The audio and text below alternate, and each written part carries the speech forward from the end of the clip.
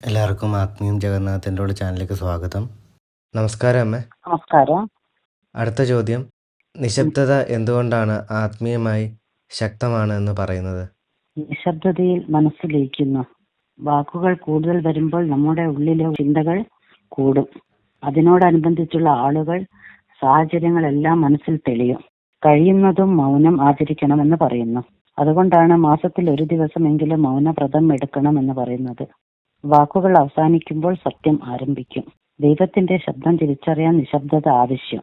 ശരിയമ്മേ. ഒറ്റപ്പെടൽ ആത്മീയമായി ഗുണമാണോ ചെയ്യുന്നത്? അതെ, ഒറ്റപ്പെടൽ എന്നതുകൊണ്ട് ഉദ്ദേശിക്കുന്നത് ശരീരത്തിന്റെ അല്ല. അതിന്റെ ഒറ്റപ്പെടൽ ആവശ്യമില്ല. നമ്മുടെ ബന്ധുമിത്രാദികളോട് നമുക്ക് കടപ്പാടുകളൊക്കെ ഉണ്ടാകും. അതെല്ലാം വിട്ടെറിഞ്ഞു പോവാൻ പറ്റില്ലല്ലോ.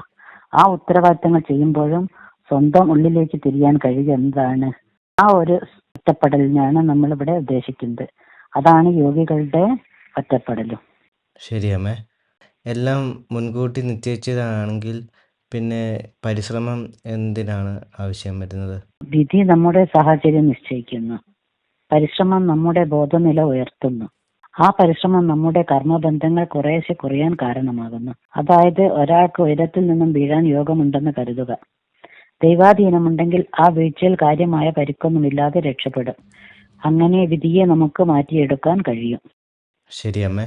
പ്രാർത്ഥനയും ധ്യാനവും തമ്മിലുള്ള യഥാർത്ഥ വ്യത്യാസം എന്താണ്? പ്രാർത്ഥന സംസാരിക്കുന്നതാണ്, ധ്യാനം കേൾക്കുന്നതാണ്. രണ്ടും ചേർന്നാലേ പൂർണ്ണത വരികയുള്ളൂ. ധ്യാനം ചെയ്യുമ്പോൾ നമ്മൾ കൂടുതൽ പ്രപഞ്ചവുമായി അടുക്കും. ശരിയമ്മേ. അഹങ്കാരം ആത്മീയ വഴിയിൽ എങ്ങനെ തടസ്സമാകുന്നു? അഹങ്കാരം ഞാൻ അങ്ങനെ ചെയ്യുന്നു, ഇങ്ങനെ ചെയ്യുന്നു, ഇത്ര മണിക്കൂർ പ്രാർത്ഥിക്കുന്നു, ദിവസം അമ്പലത്തിൽ പോകുന്നു എന്നൊക്കെയുള്ള ഒരു ഭാവം വരും. അപ്പോൾ ആഗ്രഹിച്ച കാര്യങ്ങൾ തടസ്സപ്പെടുമ്പോൾ ദൈവത്തിന് പഴിക്കാനുള്ള ഒരു മനസ്സും പലരിലും കാണാറുണ്ട്. ഇതുതന്നെയാണ് അഹങ്കാരം. ദൈവത്തിന് വേണ്ടിയല്ല, നമ്മൾ നമുക്ക് വേണ്ടിയാണ് ഇതൊക്കെ ചെയ്യുന്നതെന്ന് വിനയത്തോടെ ചിന്തിക്കുക.